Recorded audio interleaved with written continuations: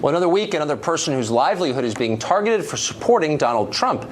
The left-wing protest group, Grab Your Wallet, is calling for a boycott of the apparel company L.L. Bean because board member Linda Bean, the granddaughter of the founder of L.L. Bean, donated to a pro-Trump super PAC. Well, earlier we showed the varied response to Donald Trump, tweeting, quote, "Thank you to Linda Bean of L.L. Bean for your great support and courage. People will support you even more now. By L.L. Bean." Linda Bean joins us now from New York. Linda, it's great to meet you. Thank you, Tucker. I had dinner at your restaurant Sunday night in Portland, as I have 100 times before. Best lobster rolls I've ever had. So I'm just going to admit my bias right up front. I'm a fan of yours and your restaurant. Thank you. But I also like L.L. Bean because in a poor state, it's one of the biggest employers in Maine. I think it's the 5th biggest employer in the entire state. What effect could a boycott like this have on employment in the state? We have a very thin population in Maine, 1.3 million.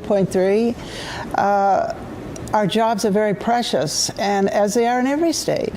And we're all about job creation right now. This is a big thing in the United States. We need to get it back. We need to keep what we have and build on it. And I see these boycotters taking the opposite tack. They want to tear down jobs and do away with job creation. And it's very destructive and very unwelcome. So let's go to your crime for a second. I mean, some boycotts are legitimate. But the point of this boycott appears to be to punish anybody who supported Donald Trump. So that's more than 60 million Americans. Did you do something beyond giving money to a Trump-supporting group? Is there another crime that we're not aware of that has earned you this boycott? Well, you know, the ability for myself, speaking for myself personally, the freedom, the liberty to support a candidate, to vote for a candidate of your choice is precious. It's something that we enjoy in our country, and our Constitution protects us. Our Constitution has been around longer than any in the world. It's lasted all that time, over 200 years. And to trash it, to burn our flag, to do the things that we see happening now that are shocking to us, I think it's got to stop. And I'm thrilled that the president-elect is wanting to do something about it.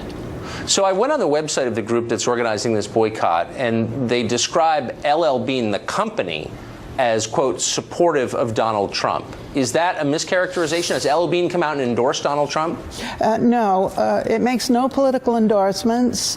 It has made no political contributions. This is a very big policy, and one I'm a strong advocate of that on the board, that we never do that. So I'm speaking for myself here. It was my contribution to a PAC that supported signs and TV in Maine.